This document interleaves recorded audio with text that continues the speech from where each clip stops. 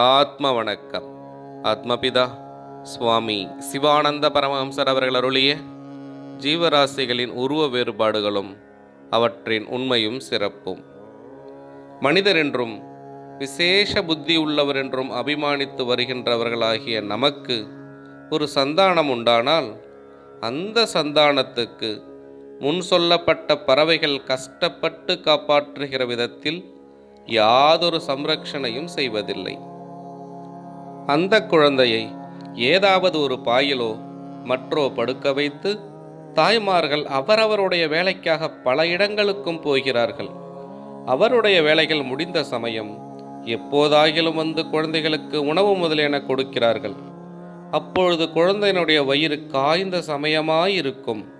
தவிர இந்த ஆகாரமான முளைப்பால் அதிகம் கொதித்து நிறைந்து பல நீர்களும் சேர்ந்து கெட்டதாகவும் இருக்கும்.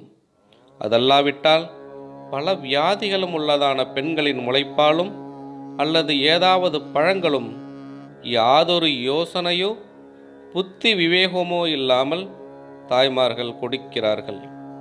அதனால் அக்குழந்தைக்கு பலவித வியாதிகள் உண்டாகி கஷ்டப்படவும் செய்கின்றது. எனில் பறவைகளில் ஒன்று ஆகாரத்திற்கு வேண்டி வெளியே போகும்பொழுது மற்றொன்று குஞ்சுகளுடைய பக்கத்திலிருந்து வேண்டியதான ரட்சணை செய்து வருகின்றது. இப்படி நாம் செய்வதில்லை.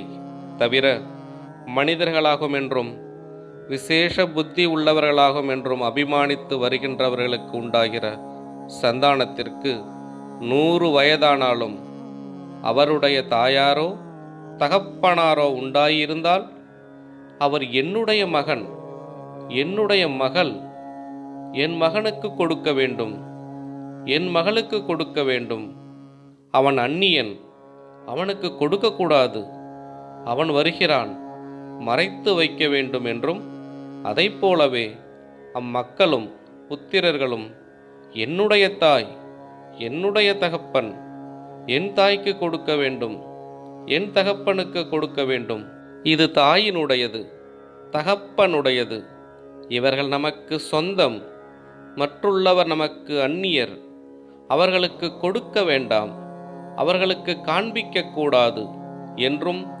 மற்றுமுள்ள கெட்ட எண்ணங்களான ராகத்வேஷம் முதலான கொடூர, அதாவது கடினமான அந்தகாரத்தில், அதாவது இருட்டில் யாதொரு விசேஷ புத்தியும் அறிவும் இல்லாமல் மிருகங்களாகத்தான் உலகத்தில் மனிதரென்று அபிமானித்து வருகிற இருகாலிகளுடைய நிலைமை காணப்படுகிறது. இதுவும் நமக்கு கண்கூடான அனுபவம் அல்லவா? ஆம், கண்கூடான அனுபவமே ஆகும். எனில் இம்மாதிரி நிலைமைகள் நாம் ஆலோசிக்காதது கொண்டாகும் நமக்கு ஞானம் உண்டாகாதது. ஜீவராசிகளின் உருவ வேறுபாடுகளும் அவற்றின் உண்மையும் சிறப்பும் தொடரும். ஆத்ம வணக்கம்.